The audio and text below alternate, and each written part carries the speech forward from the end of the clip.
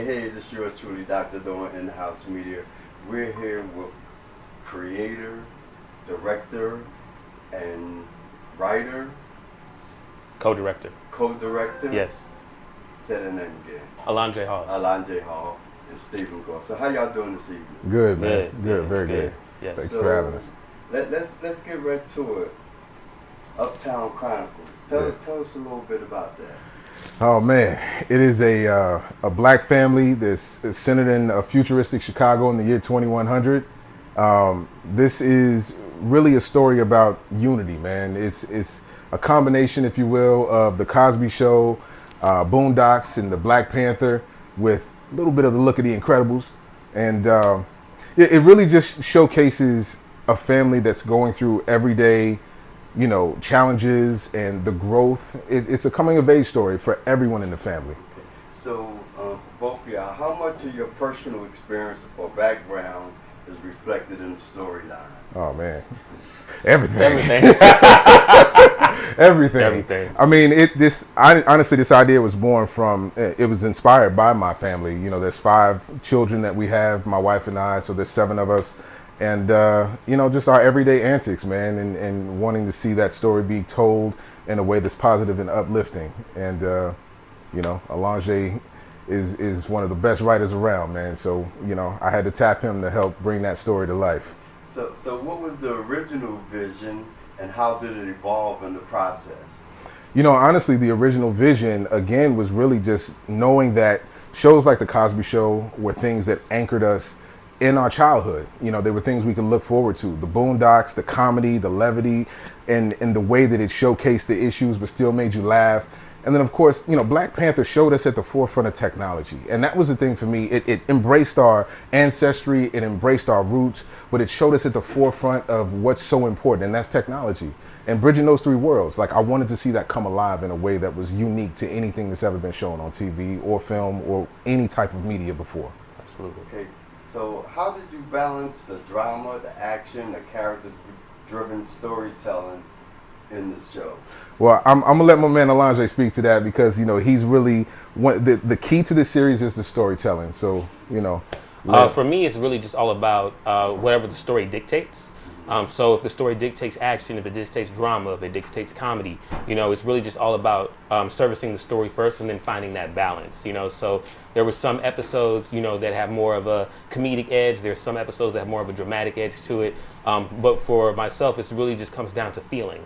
And each, character is going to be unique within themselves, and also their family, as they come together. So in a family, there's always going to be some type of drama, even in the best families, So it kind of writes itself, honestly. Okay, so how did you go about casting key roles like Lil Zane and Jason Lauder?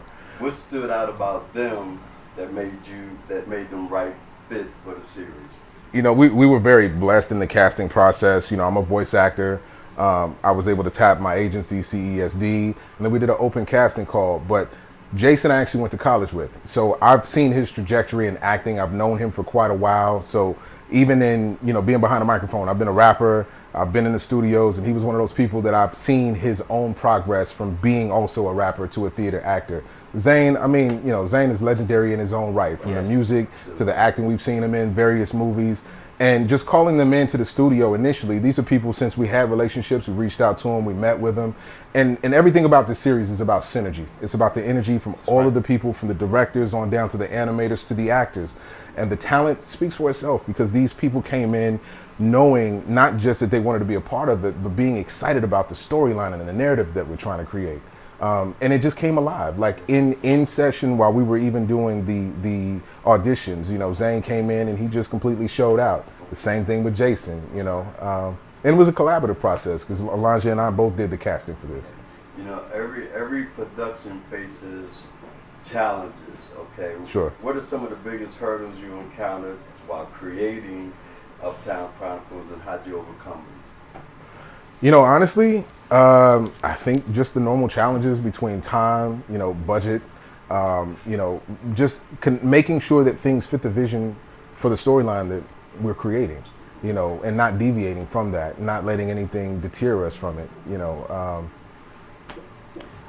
Yeah, really just comes down to being independent, creators and independent filmmakers, and just aligning our time, aligning our schedules. We both have families. I have a daughter as well, and there'll be times when I'm taking my daughter, to his house.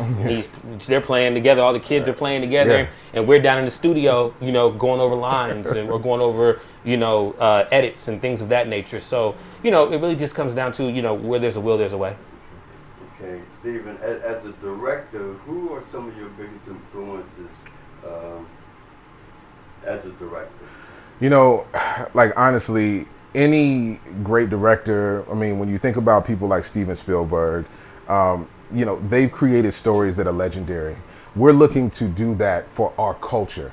And we're looking to be, it's funny because Alonjay, I was thinking about this. He will call me the Steve Jobs of certain things, and Steven is Steven Spielberg, Steve Jobs. Just trying to blend all these worlds. But as a director, there's just a countless amount of opportunities to connect people, and I think that's what being a director is really about: seeing the talent in others and being able to connect and synergize the energy for a goal that's common, and that's bringing the vision of the series to life. And for me, I just have to give a shout out to Spike Lee. Oh man, he's my biggest inspiration. I've been watching his movies since I was 11 years old. Do the Right Thing is my favorite film of all time, and I believe it is in the pantheon of best films of all time. And also got to give a shout out to Atlanta's own Donald Glover, who's a brilliant, and also Jordan Peele. Those are the three, that I kind of look to. Yeah. What do you hope Uptown Chronicles contributes to the conversation about urban life and culture? Listen, we're in need right now of content that shows our family dynamics as Black families in much more of an uplifting and positive frame of view. We are impactful, and we've been a part of media for so long. We've made Hollywood because we've been at the forefront of most of these movies that have gone on to create all of these careers for people. But in this series is really meant to change the narrative about what we see in media for Black families. We don't have a lot of that right now. We have shows that showcase where we are with some of the broken, relationships, and some of the shows that showcase the stereotypical views of Black families.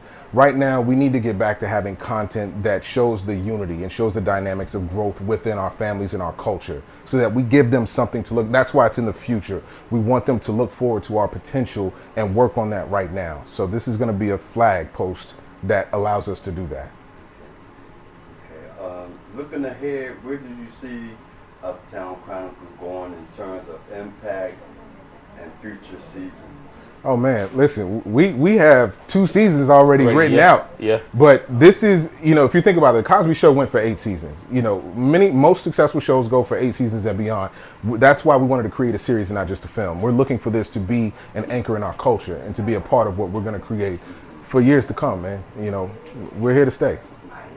So, what advice would you give aspiring filmmakers and directors who are looking to break into the industry, especially those interested in telling stories from marginalized communities? Talk to them, man.